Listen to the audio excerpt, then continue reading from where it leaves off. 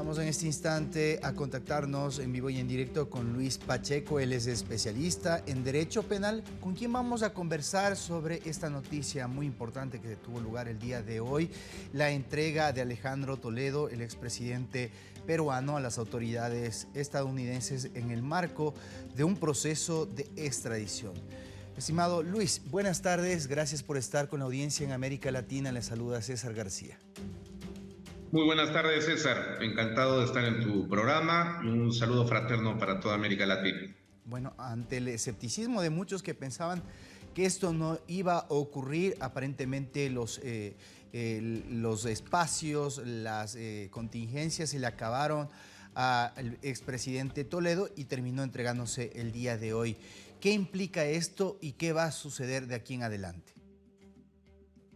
Bueno, sí, como tú lo has manifestado, se acabaron ya las argucias, se acabaron las tretas, se acabaron todos los recursos dilatorios, ya no hay nada más que decir. El juez Hudson de la Corte Norte del Estado de California ha manifestado que Alejandro Toledo tenía que entregarse. Él estaba con un grillete electrónico, de manera que esto impedía o hacía por lo menos muy difícil que se fugue de las autoridades norteamericanas, así que el día de hoy se ha entregado.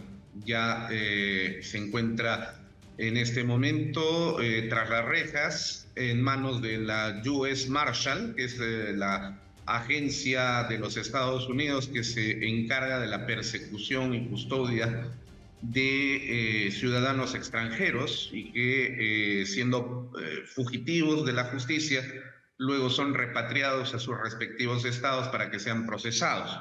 Aquí en el Perú se le espera a Alejandro Toledo para culminar el proceso judicial que empezó ya hace varios años atrás. Hay que recordar que Toledo se fugó del país cuando se encontraba ya él en pleno proceso judicial, acusado por la comisión de varios delitos de corrupción de funcionarios, entre ellos el delito de lavado de activos y cohecho, donde Odebrecht, esa empresa multinacional, es actriz principal en este proceso, y donde se tenía conocimiento que Alejandro Toledo recibió coimas millonarias, ¿no? Se habla sobre los 35 millones de dólares a cambio de otorgar licitaciones públicas para que esta empresa pueda construir. Así que aquí lo único que queda es que llegue Alejandro Toledo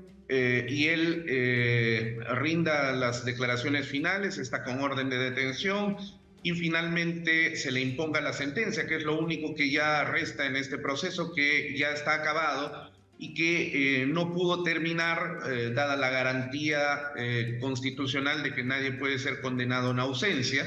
Así que entonces preveemos que la próxima semana, estando ya aquí en el Perú, esta historia finalmente culmine. Bueno, estábamos prácticamente de las palabras del propio Toledo advirtiendo cuál podría ser su estrategia de defensa. Gira alrededor de una situación de salud en donde públicamente ha señalado que padece de cáncer. ¿En qué medida esto puede señalar otro tipo de proceso para él? Me refiero a la pena que tenga que pagar. Si va a ir al penal de Barbadillo, donde están otros dos presidentes, o si podrá continuar, por ejemplo, en otro tipo de medidas como el arresto domiciliario. Bueno, este es el argumento que él había presentado allá en los Estados Unidos para tratar de retrasar su entrega al Perú, ¿no? En el proceso de extradición. A la larga parece que no fue debidamente demostrado. Si es que fuera cierto que el ex presidente padece de algún tipo de cáncer, evidentemente que eso lo tiene que hacer valer en su estadía aquí en el Perú durante la fase final del proceso penal. ¿Esto de qué manera puede implicar alguna reducción de la pena privativa o quizás la imposición de una sanción, digamos, de detención domiciliaria? Es difícil señalarlo porque para ello tendría que, en primer lugar, formarse una comisión médica oficial establecida por el Instituto de Medicina Legal y Ciencias Forenses del Perú, Ujú, pero mientras tanto Alejandro Toledo definitivamente tendría que estar en el penal de Barbadillo, de vecino con Alberto Fujimori y Pedro Castillo. ujú. De lo que procede de acuerdo al derecho penal en el Perú, ¿cuántos años podrían recaer en las sentencias solo por el caso Interoceánica? Porque hay otro caso que está abierto también en contra del mismo Toledo, ¿no? Hay varios, pero por este caso Interoceánica se le está procesando por 3 delitos, ¿no? Cohecho, lavado de activos y negociación incompatible. Dado el hecho que el proceso ha sido dado bajo las reglas de un concurso real de delitos, es decir, que se han cometido en diversos momentos, la legislación peruana asume que debe haber una sumatoria en cada una de las penas que se impone. En promedio, Toledo podría recibir hasta 30 años, 32 años de pena privativa de libertad. Ujú.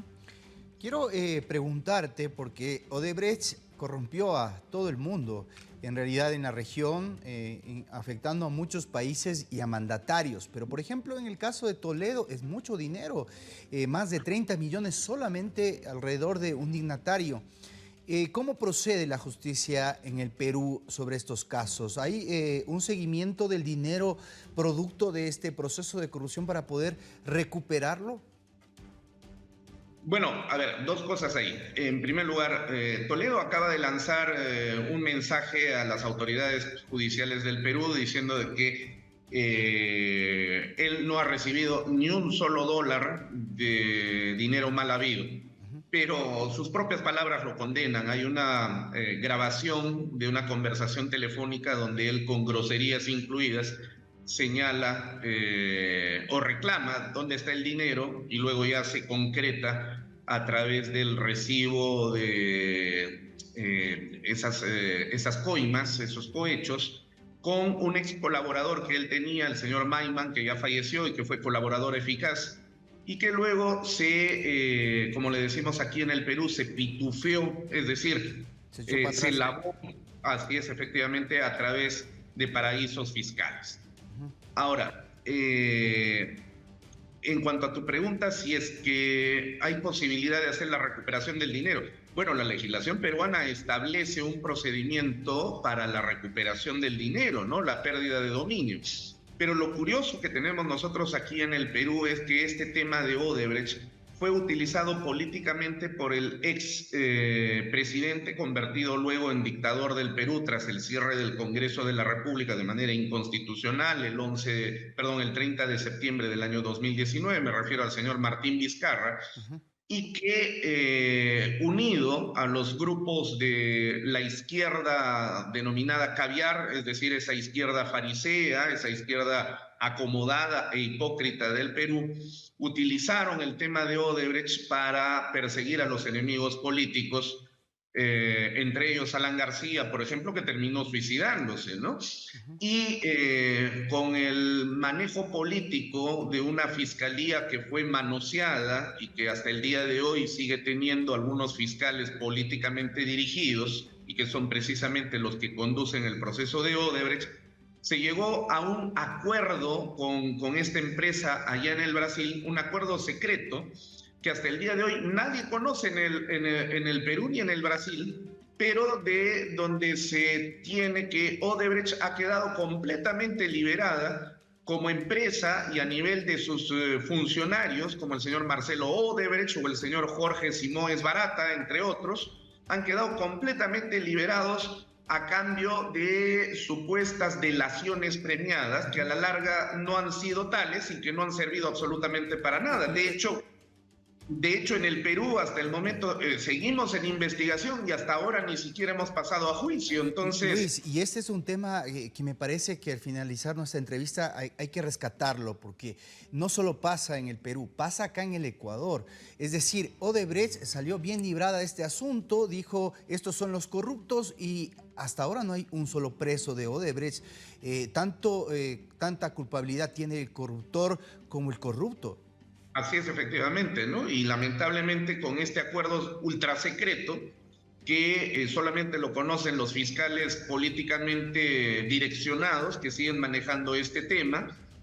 Odebrecht ha salido bien librada juntamente con sus amigos constructores aquí en el Perú, como son la empresa del propio ex dictador Martín Vizcarra, que feliz de la vida anda libre por las calles y haciendo campaña política, y también la empresa Graña y Montero Miro Quesada, una de las familias más importantes del Perú, que concentra en un 82% la propiedad de los medios de comunicación en el Perú. Así que esto definitivamente pues es un enjuague político que ha preocupado mucho ahora con el retorno de Alejandro Toledo aquí al país, donde conocido su pragmatismo, seguramente él va a querer canjear libertad por delación, así que entonces ya hay muchos izquierdistas que se están preocupando, y entre ellos también periodistas que se encargaron de destruir la institucionalidad del Perú. Uno de ellos, el señor Gustavo Gorriti, conocido en Panamá por diversos delitos y malas acciones, ¿no? Entre ellos tráfico de armas, falsificación de cheques, bueno, qué sé yo, una serie de cosas. Hay mucha preocupación aquí para esta recua de corruptos que se disfrazaron de luchadores anticorrupción para perseguir a sus enemigos políticos, y ahora con el retorno de Alejandro Toledo, pues la verdad que están muy preocupados y muchos de ellos ya están empezando a irse del país. Muy bien, gracias Luis. Lo veremos la próxima semana cuando arribe y comencemos a saber qué respuestas puede haber desde esta investigación que gira en torno a un Toledo que el día de hoy se ha entregado a las autoridades estadounidenses y que se apresta a retornar para enfrentar la justicia de su país. Buenas tardes, un buen fin de semana. Un gran abrazo para ti.